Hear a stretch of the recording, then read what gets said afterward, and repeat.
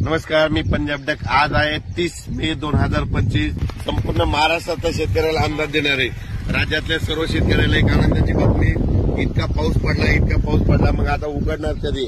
तर राज्यातल्या शेतकऱ्याला सांगू इच्छितो की म्हणजे उद्यापासून 31 मे पासून तर 6 जून पर्यंत असं जोरानं वारं सुटणार आहे। पाऊस काही येणार नाही, त्याच्यामुळे काही चिंता करायची गरज नाही। पण राज्यातल्या शेतकऱ्याला सांगू इच्छितो की तुम्ही काय करा, शेतीची कामं या 6 जून पर्यंत करून घ्या।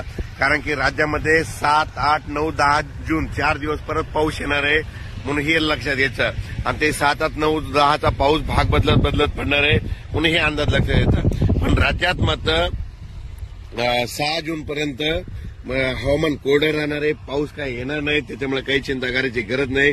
फक्त आजपासून बघा तुम्ही, आज जोरानं वारे सुटतील।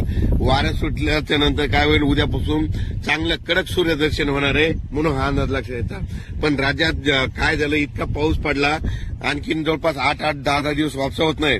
पण माझी विनंती, ज्यांचं रान जसं तयार होईल तसं तुम्ही तयार करा, कारण की राज्यामध्ये 7, 8, 9, 10 जूनला परत थोडा पाऊस येणार आहे, म्हणून हा अंदाज लक्षात घ्यायचा।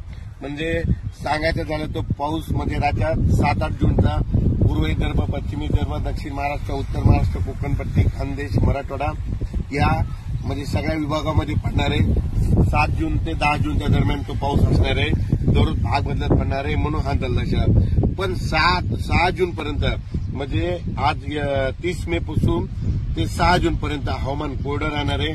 खूप काही मोठा पाऊस येणार नाही, त्याच्यामुळे काही चिंता करायची गरज नाही। अचानक वातावरणात लगेच एक निश्चित दिला जाईल। धन्यवाद।